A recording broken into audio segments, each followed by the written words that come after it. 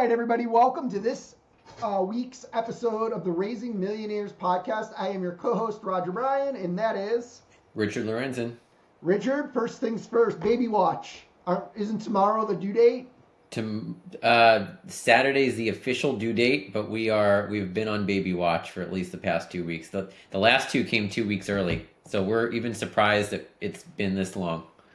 Interesting. Well, good luck on all of that because it's going to be a holiday weekend. So, yep. If you end up in the ER with a bunch of people that blew off their hands with fireworks, point at them and laugh. 4th of July baby. Yeah. That would be pretty cool. My cousin, it was so funny. My cousin, Dan, was born on the 4th of July, and I'm June 28th, so we were born, 6 days apart? Yeah. But growing up, like 6-7 years old, I always thought he got fireworks for his birthday. I didn't understand the whole reason that everybody was doing it. I used to get so upset. I don't know. Thought it was funny. Okay, today we are talking about AI. We are talking about wealth. And you and I were chatting a little earlier on jobs and businesses that are in super high demand from private equity and roll-ups that are not in the tech sector, which goes back to a lot of things that people talk about where, how to become a millionaire, right? It's not often what you think. And there was one other thing that I want to talk about today. Oh, yeah, it goes along with the AI and the marketing side of the world is automations that people are selling and or doing to generate revenue. I told you, I've been out buying everything that I can just to see how it works, testing platforms, and my experience has been interesting. So I'd like to talk about that a little bit.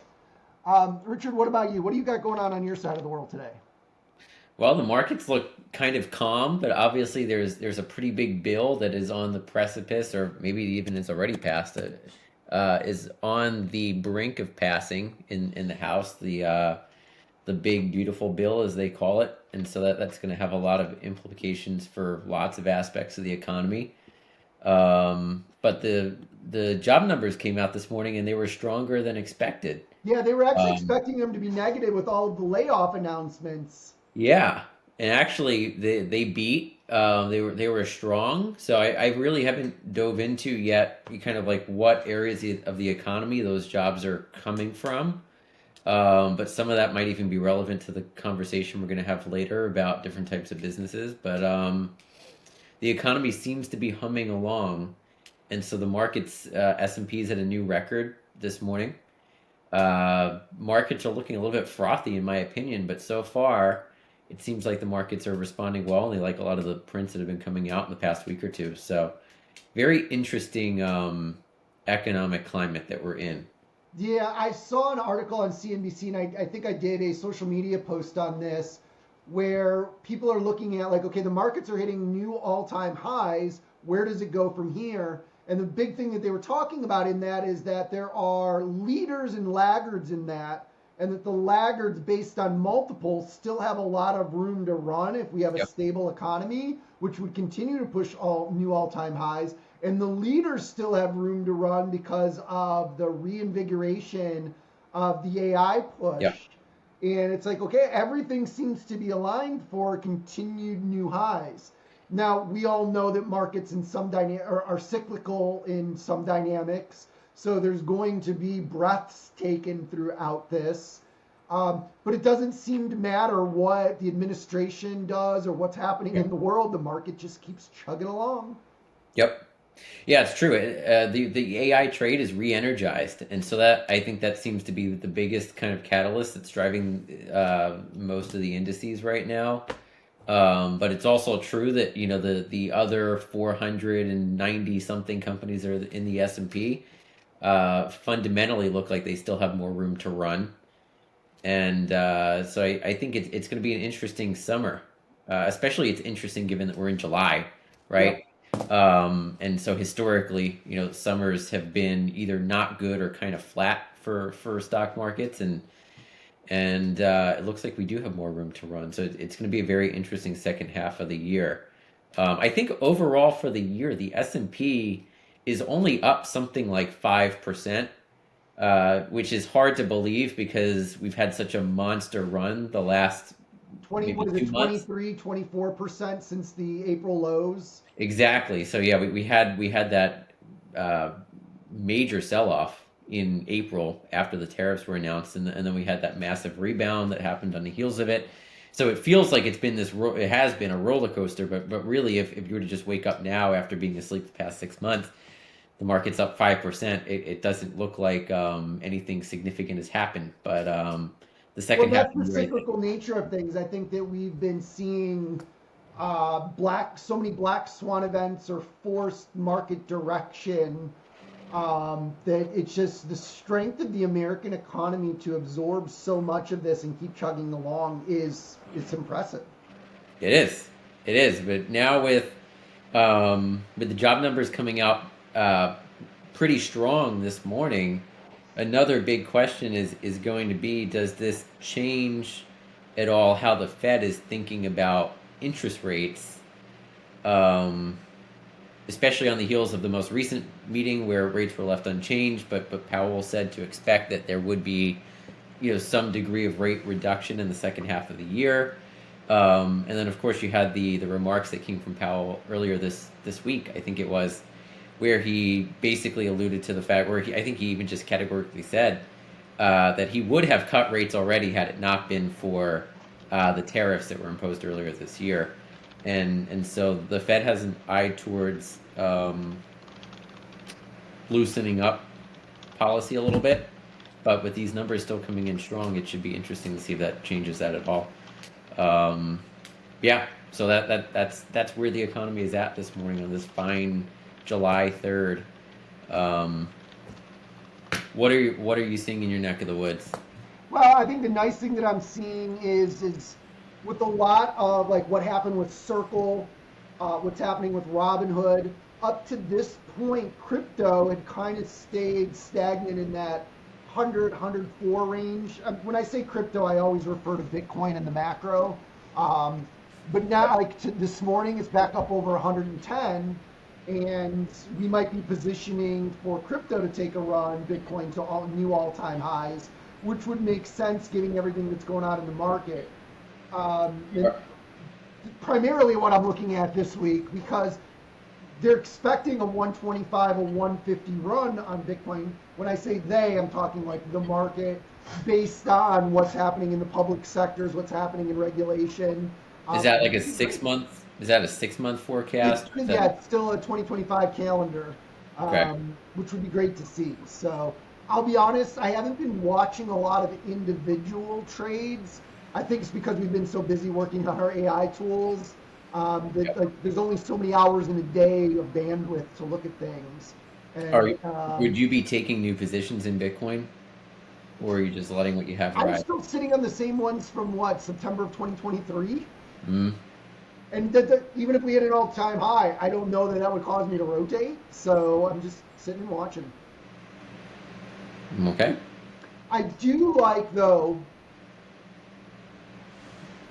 there's a balancing act here. Robinhood, their new ETFs.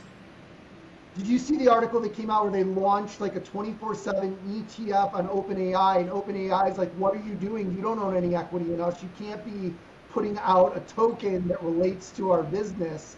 Mm, Which it's kind of concerning that if you've seen Robinhood 10x since their IPO, including all the trials and tribulations of getting there.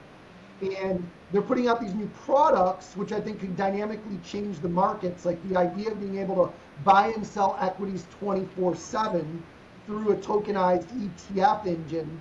But then the companies are coming out and saying, wait a second, Robinhood, you don't own OpenAI equity. How can you be issuing a token to trade on our equity in a right. private market private market company, right? I want to see how that all plays out. I read a couple articles, but they weren't really like responsive, meaning, okay, we did this, they said this, now we're going to say that. That hasn't come out yet. But it would be concerning if Robinhood is launching a bunch of products that aren't actually tied to the underlying assets that it says that it is. But if they are, what I'm watching is that 24/7. To me, The next iteration of the macro markets is 24/6 trading at least. You have Mm. some of that in some assets, but tokenizing in an ETF manner, ETF requires though ownership of the underlying asset. I think that would be an interesting shift in the markets. I've got to read up on that. I haven't really dug into it, but what's the difference between a stable coin that's pegged to like USDC between that? Because I'm not even entirely sure how that's structured. But what's the difference between a stable coin that's pegged to something like the US dollar versus a token that's pegged to stock in Facebook, for example? From a regulatory perspective and a post FTX, around the time that FTX melted down, you had a lot of stable coins that melted down as well because they didn't have the proper underlying fundamentals of support. So if you look at what like a Circle does, right, there is a dollar for dollar peg. Now that doesn't mean that they're holding actual dollars. They could be holding treasuries, Okay. different So, types but of. there's an underlying Oh security. yeah, there has to be. So if you're offering an OpenAI token, you have to hold the underlying Yep, equity. that makes sense. If Robinhood came out and said in the secondary market we bought $100 million of OpenAI stock, we're issuing $100 million in token allocation on that. It's not available in the U.S. It's only available in Europe right now. But regulators would have a field day with middle market, private market assets being offered to the public without them Yep. being accredited. Yep. But then OpenAI would also say, hey, we require written approval for any transfer of equity.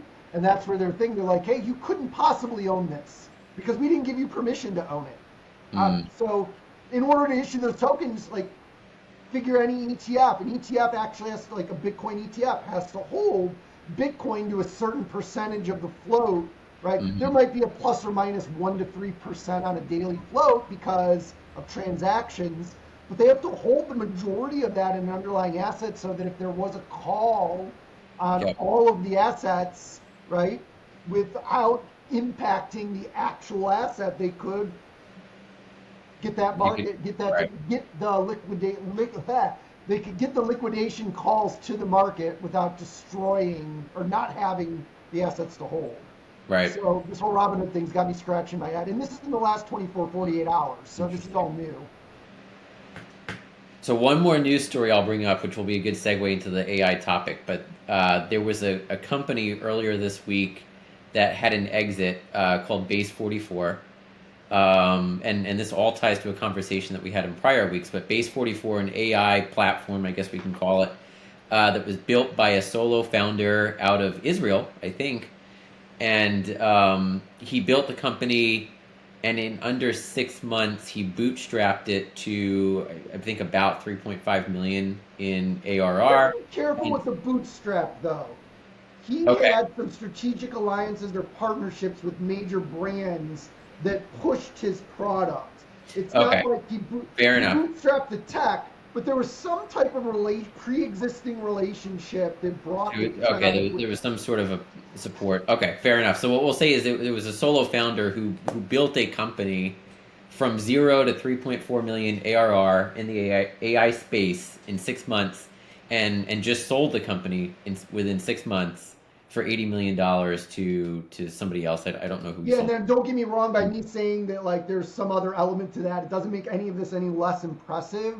But it wasn't some kid sitting in a basement with no traffic, no leads, Right. no brand that did this. There was some connection there, and all like there were major brands. I have the article printed in the other room. Yeah, I actually hard printed it and put it on my wall. So what's interesting about it is you have a solo founder who built a product, and in 6 months he had an exit for $80 million. And it goes back to kind of what you were saying a couple weeks ago about how AI is going to basically give rise to maybe the first single person billion-dollar company. And this was close to being the first single person $100 million company, at least. And so it speaks to a lot of the opportunities that we're seeing in AI right now. And so I thought it was a really interesting story to bring up, but also a good segue into talking about. Yeah, let's talk about this for a second because I can see a message flashing on Facebook from a guy that's selling a product, an AI product that I messaged, that I think is super valuable, but he has no idea how to sell it. And to me, there's an interesting conversation in that. What I've been doing, and I don't know, maybe I'll call out a couple names, is signing up for, at the very least, free trials of all of these different AI-enabled workflow automation, AI agent tools, and testing them to be like, okay, how much value do they bring? Yep. And this morning, when I was driving to work, 6:30, so driving to the office at like 6:30, they were having a segment on CNBC talking about AI, and from an HR perspective, right? There's 9,000 layoffs at Microsoft this week. Were they developers that were losing their jobs to AI? The answer seems to be no. Then they were looking at it from an HR perspective, and they were talking about how in HR, you may, as an individual, as an employee in a company, start responding to or being directed by an AR manager, or I'm sorry, an AI manager that is dictating to you the work that needs to be done. But no one thinks that AI is replacing thought leadership, even developers, right? Most developers that they talked to said that maybe 10 to 20% of their work is now being done by AI, but very few of them were worried that AI was going to completely replace them. When you think about, like, a developer really only does 10% of their work is writing code. The rest of it is troubleshooting, it is product mapping, it is working with sales and marketing, maybe not directly, but indirectly, to make sure that they've got UI, UX, things like that, stuff that AI can't do. So is there one tool that I bought that I think that I could use every day to completely replace an employee in my company? We have 24 of them. The answer to that question is no. Could I double the production of any of my team members by enabling AI to support them? The answer is yes. That's not necessarily going to lower my costs, but it could drive increased productivity, which should drive increased revenue. Why is not everybody doing that right now? The core reason is slippage. And I had a call with he's actually a Cleveland guy that does marketing for a major software company. They have a brilliant product. I'm not going to talk about their product, but he was talking about how their use of AI a year ago was greater than their use of AI today because of slippage. And what he was talking about is, okay, you develop the most brilliant prompt ever, and you use it 10 times, right? 60% of the time, you're going to get the exact output that you want. 40% of the time, there's going to be a flaw. And while those are his numbers, you can look at the studies, even the studies that are done by OpenAI itself, that critiques its output and says that 40 to 60% of the time, we are going to give wrong information. Okay, so now you compound that. Say you have an AI agent with 8 agents underneath of it, and the first agent makes a 10% mistake, and it sends it down to the next 8 agents. Each one of them makes a different 5 to 10% mistake. Then you get to final output. You could be 50, 60, 80% wrong. That's where the critical flaw of AI is. So then you're starting to add in what they call guardrail AIs that look at what was output, take it against guardrails, and try to create a feedback loop back into it. But they can also make a 10% mistake. So they could correct the mistake that was here but make a new one. Human plus AI is the next 2 to 5 years. Could somebody create something revolutionary in that time that changes the dynamic? Yes.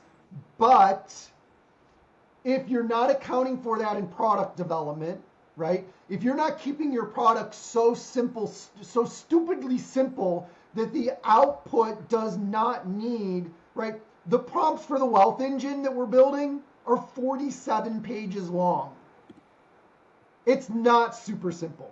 It needs output that has some human interaction or output that has end user interaction to create mistakes, with the documentation of it being in beta and that there could be some variable data inside of it.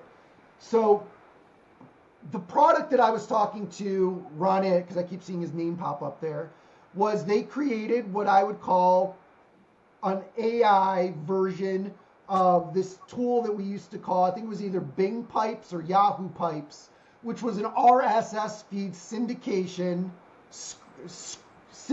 scrape and repurposing engine to create content for websites. And it was really an SEO juggernaut. Yeah, where we could scrape content from all of these places, repurpose it, build in our own keywords and links, and then send it out to all of these places to be posted. And it worked brilliantly. It's been gone for 10, 12, 13 years now. But they build an AI version of it, right? It goes out, it looks at all the major news websites, and you can go into a sector, say we want to talk about AI investment. We can go out and scrape all those articles, use AI, and it can take that content and it can repurpose it. What's cool now, though, is we add an AI assistant with tone of voice. So it can be Roger is reviewing these articles and getting his personal opinion on it, and they can turn it into landing pages, blog posts, social media posts, videos for YouTube. And now you can create this quagmire of content. And it's a simple enough tool once it's built and deployed. The guy doesn't know how to sell it, right? He's like, I'm like, how much is it? Well, let's set up a call for 30 minutes and discuss your needs. I'm like, I don't need to discuss my needs. Your tool says what it does. I just want to do it. Will it post to these platforms? Well, let's discuss that. What do you mean? It either does or it doesn't. What do you want for it? How much does it cost? Like, I can't get answers out of them. So why is that important? Because it's not yet an AI agent that can be plug and played. It's custom development, right? Yeah. There's got to be some elements to it where it's not a website that I can go into, click buy now, put in my dynamics and connect my platforms, and boom, this all instantly starts happening. When that happens, right, huge. I'm going to say one more thing on this. We've been having a problem from a tech stack perspective in database structure because OpenAI requires more of a dynamic data mapping for its output, right? Because output is always variable. You can systematize it to where it's not, but then it loses some, like then it becomes machine learning, right? It's not necessarily AI. I remember back when we launched our first machine learning platform, 2014, what I was told was machine learning is the ability to take data and to create output in an intelligent way where the output can constantly change, but it's still a mapped output. AI not only changes the output, the variable output, but it can also create new output, new fields, new ideas. So we're having a tool built that takes, okay, we have a form, database, OpenAI output. It goes into this, let's call it like this purgatory platform where it says, here's all the fields you have mapped, all the data that goes with the fields. And below that is here's all of the new data. How would you like to map it? And you can create the new fields, click output, it'll automatically connect to the database, and it'll update that user's records based on that. It takes a human to do that. I'm seeing that with all of these AI tools right now. I've yet to find the tool that does something super sophisticated that has no human interaction whatsoever. That's my point of view on where AI is today. When we think about how do we build a $100 million company in 6 months, and it's got to be so super simple in what it does. Base, like we talked about this yesterday. Well, Base 44. I believe it's an app development platform or something along those lines. The reason that it scaled so quickly and that he was able to have that exit in 6 months was because of it went viral basically. It's not so much that the revenue numbers or the profitability were impressive. It was the user base that made it a valuable asset for another company to acquire as a bolt-on. All right, interesting. So I have a problem. What I'm going to do here, I am going to use Base 44 to see what its solution to my primary problem is. There you go. Okay. But it sounds like overall, like the takeaway from what you're describing is that the technology is just not there yet for a lot of the ways that people are describing how it would be used from a company building standpoint. And the other dimension of this too is that even for the numbers that you talked about in terms of slippage, like those slippage numbers are, my understanding anyway, the most optimal, like assuming that you have a team using the AI tool who really knows what they're doing. If they don't know, the slippage rate could be even higher. And so there's still this huge learning curve and also cost investment Yeah, and that's that's another thing required. too. They were talking about like people still try to write these simple basic prompts and Yep. expect AI to just interpret and understand. That's what a human does. OpenAI does not. So if like I said, our wealth plan prompt for one child 47 pages long with all of the guardrails, the segmentation, the data mapping, the algorithms, the research, the risk analysis and all of that. Most people aren't putting that together. But OpenAI assistant, right? You have Yep. structuring multiple prompts like that's a pain as well. Hmm. Let's see, charts, tables, graphs.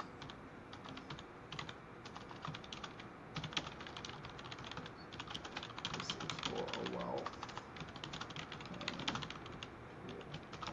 Can you create prompt that I add to base 44 to get the exact output I need? What are you asking it to do? Hold on, I'll tell you 1 second. Overcomes my current issue with data mapping. I want to see. First off, I'm going into OpenAI. I have an agent. Sorry, they call them assistants. I have an assistant who's trained on building the structure of wealthplans.ai platform. So it understands all the technical tools or understands all the tools that I'm using, the technical problems that I'm having.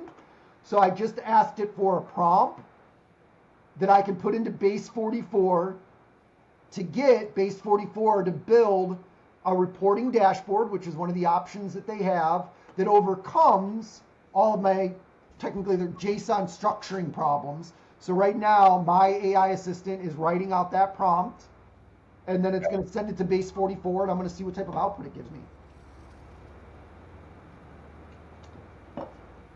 What's interesting is that my agent is now writing the entire output prompt. I wonder if it's going to limit me on characters. Nope. Let's send it. Basically, your AI is talking to another AI. Yep, with a small human interaction right here. Let's see how I got to Human create in an the loop. account. I got to log in again.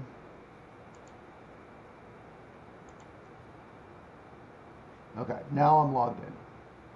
So I want to create that and add categories. Personal finance, investment calculator. Oh, you know what? It took all of my prompts out. Let me just send my prompt. Okay. Creating your app. This might take a few minutes. So let's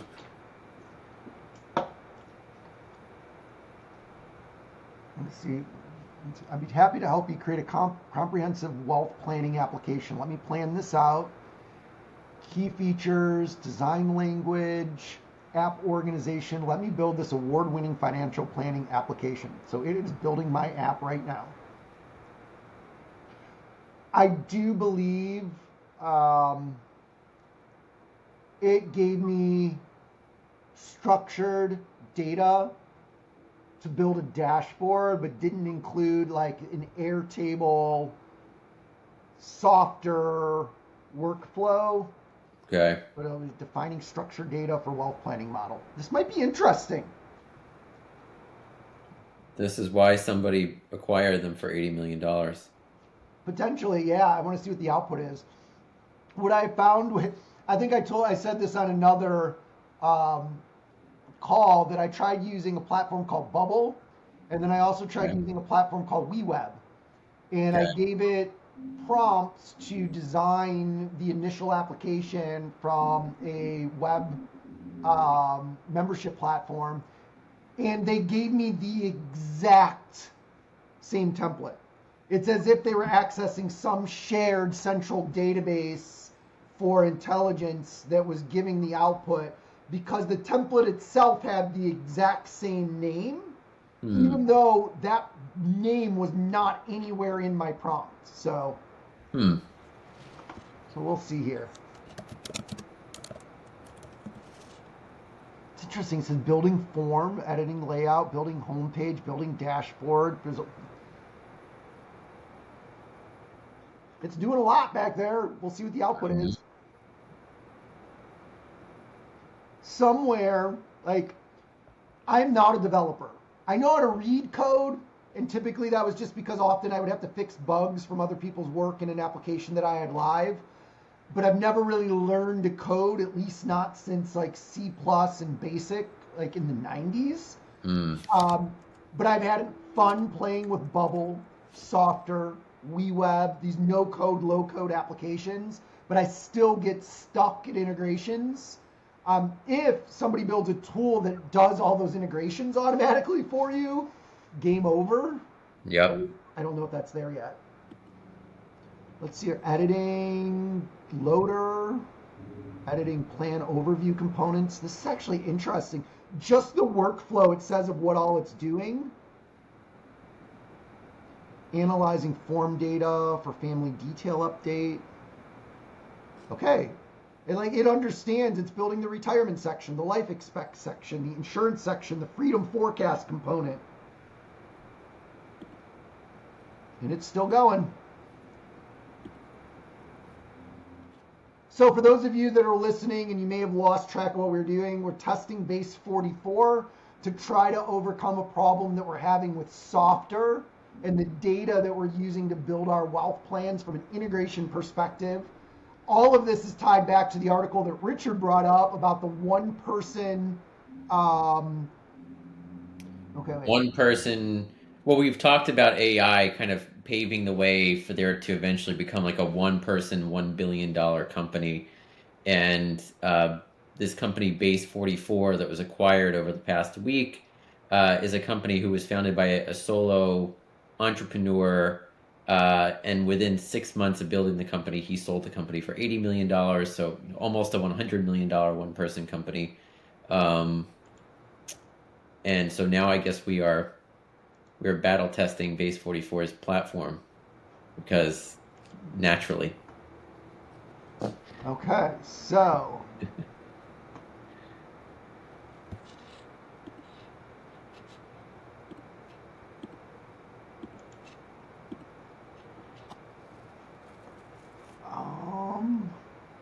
gave me a web page. Let's see if none of the buttons work.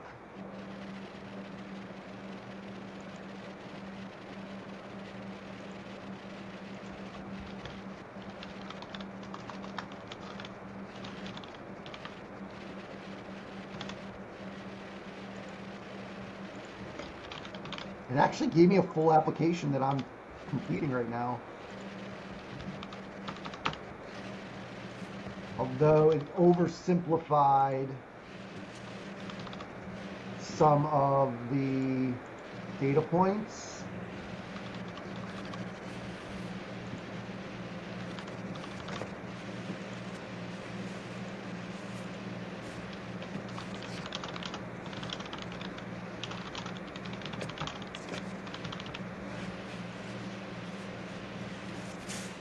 Okay, so it built out an application and it took what was probably 47 data points and condensed it down to like 7. So, but it's functioning and it's pretty and it's, I don't know. I guess I could go into the code now and start editing it. This will be interesting to see what the report output looks like. Richard, this actually looks good. Except, it actually looks great. But the data's completely wrong. What the? Okay, there's something here. This tool is pretty fucking part of my language. Amazing. And now we can see why it was acquired within 6 months for $80 million. What the heck? Again, the data's totally wrong. But right, I have not mapped anything. There's no forms connected. I don't know what databases. Where did all this come from? This is the best looking output I've seen so far, though. So they have about 300,000 users, about 3.5 million in ARR. I don't know their monetization model? Like, is there a fee for a premium version? Is there a membership?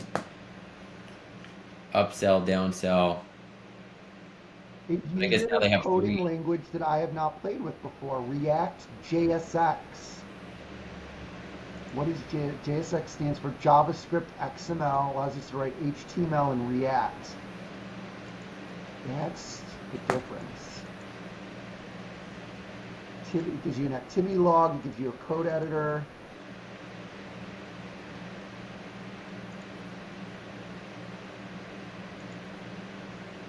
Mobile is a disaster, but I think that's fixable.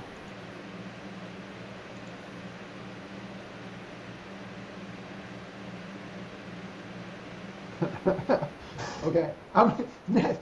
My entire weekend just became this fucking app. Okay. Holiday weekend over. OMG though, right? All right. If anyone out there is thinking about building your own app, Base 44 now, can I go in and edit it? Right? I mean, it's JavaScript, it's some type of HTML, it's React, it's basic. It's just using a new format to create an output. If I can figure out the data inputs and the database management, the reports are the best looking reports I've been able to create so far. It created the user login, it created the forms. I don't know where all my data went, but if I can edit the forms and give them better inputs. All right. Richard. Okay. Well, we went down a little bit of a rabbit hole. I know, I've got a call at 11 and then like 3 calls this afternoon, and now I'm like, I want to cancel them all before we go to a 4th of July pool party tonight. Go play with Base 44. Okay. Okay. Ultimately, our goal, as we talked about, is this a tool that can provide enough quality output? What AI engine did it use? That's the thing. Did it just no? It actually thought out formulas, although the recommendations were a little unbiased. Like, my prompts aren't in there. My beautiful, what's the name of the tax plan? The big beautiful bill? My big beautiful wealth prompt isn't involved in that. So I wonder if it's got an AI agent. I don't know. I've got so much to learn now. I mean, they also have premium plans that have in-app code edits starting at $20 a month. And then they have other packages including GitHub integrations and additional features, additional support, ranging from $50 a month to $200 a month. Which so is there are like softer is $59 a month, and it does not do what I've just seen. You're on the free version. I know. I need code editor. I need to be able to go in and edit Yeah, so for $20, you can get in-app code edit. And it looks like that's probably the main thing. I mean, for $50, you can get GitHub. You can also get custom domains at $50. Interesting. Using some type of, like, the database it's not a database. I mean, at I think it was 3.4 million ARR at 300,000-ish users. I guess 300,001 now. Their average users like $11 a month. So interesting. Okay, code pages home. Code editing is only available. Upgrade. I guess it says AI powered app building. It doesn't say what AI. Let me see something. So this is Let you build. this is the home page code it created. The issue is it is missing the majority of our form data.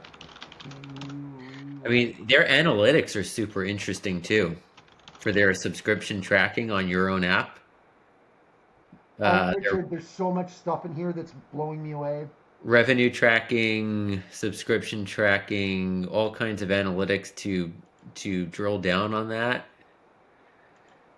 It's Oh, here's actually my wealth form. It used the output dynamics instead of the input dynamics. That's why it asked me such basic questions. And OpenAI just rewrote it for me with all of my variables. Holy oh, JSON. That's the thing that I'm missing from everything else. JSON. Well, I guess I got to rewrite the entire website again today. Whoever's on that 11 o'clock call, I have a feeling you're not going to be fully there.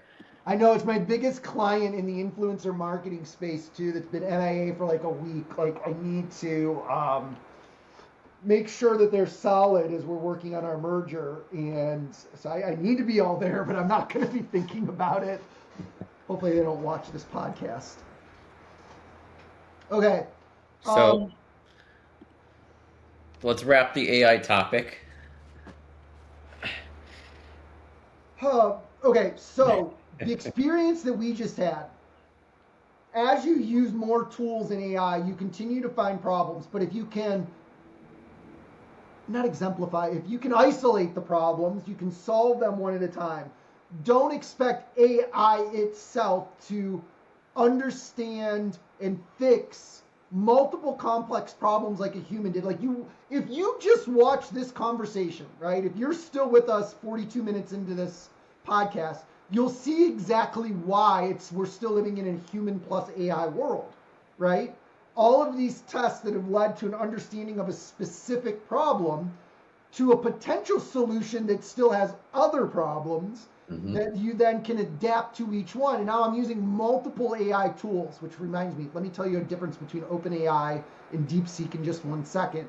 And then that human element of combining those things into an understanding is what allows you to get to an output that is then marketable. But I do think, Richard, that if this fixed that core database structuring problem by instead of saving the data as individual fields, saving it as a JSON file, you no longer need a structured database. The question will be with this is how many users can it do? Can it recall data? Can create user profiles based on user IDs? Can it combine child and individual plans into a family plan? It all looks like basic React coding, so I just got to understand the database structure. Again, I'm not a developer, so it's exciting. I did learn something this week, though. There's a platform called Coursive. Not a huge fan of it because of the way they market it, but it's a platform that teaches you AI. I responded to an ad and saw they asked, like, the first age group they had was 7 to 10 years old. I'm like, ooh, I might not take this course, but Claire will. So I signed it up for Claire, and then the first thing that they go into is a definition of LLMs, way over any 7-year-old's head. What's the name of this course? Coursive. How do you spell it? Coursive. Oh, like SIV. Coursiv. I've heard of Coursive. Okay. Yeah. But Claire's been taking it, so every day when I get home from the office around like 4 o'clock, her brother's typically still napping, and Krista doesn't get home till like 5:30. So we do like an hour of it together, and she thinks it's so fun to get the questions right. And I can see the learning happening, which is great. But we are taking a course on DeepSeek, and I started to realize in the course that DeepSeek has a different value proposition than OpenAI. So I started testing different strategies across it. Now, of course, DeepSeek I would never talk to on a personal level, right? I don't want them knowing anything about me because it's a Chinese company.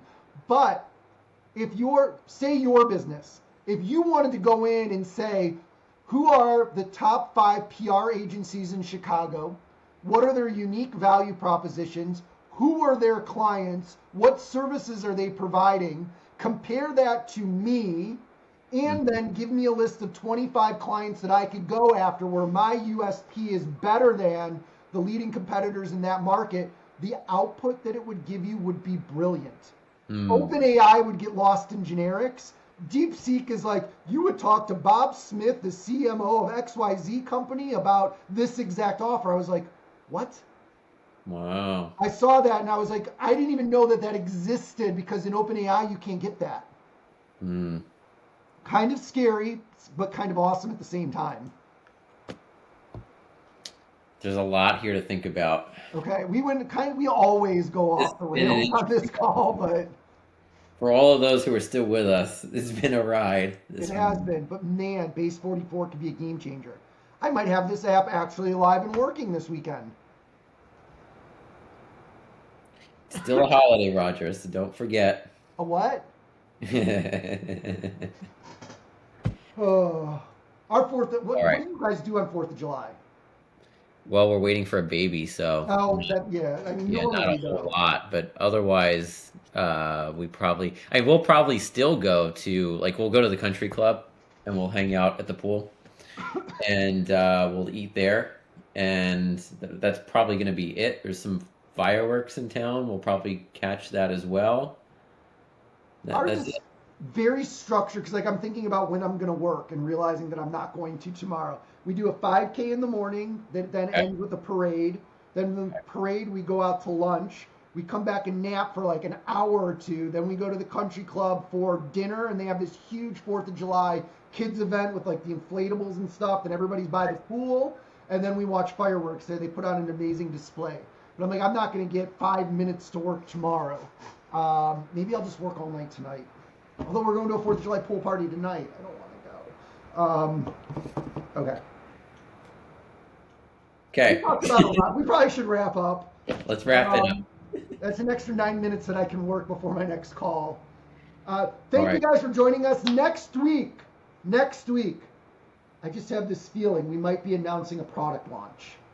I don't want to jinx us, but knock on wood, I think something so. just clicked.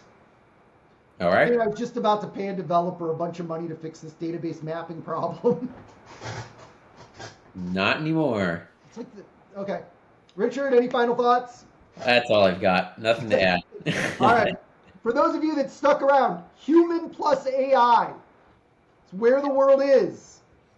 The market might be going someplace different, but it's not there yet. So we wish you. I want. You know how Travis Sago has "I'm rooting for you." I've always wanted a tagline. And OpenAI gives me the most generic, stupidest ones. I even sent you a bunch of them for the wealth plans one. You got to try DeepSeek instead. I will do that. Next week, I'll also have a tagline that I can end with. For All today, right. we're rooting for you. Bye. Bye.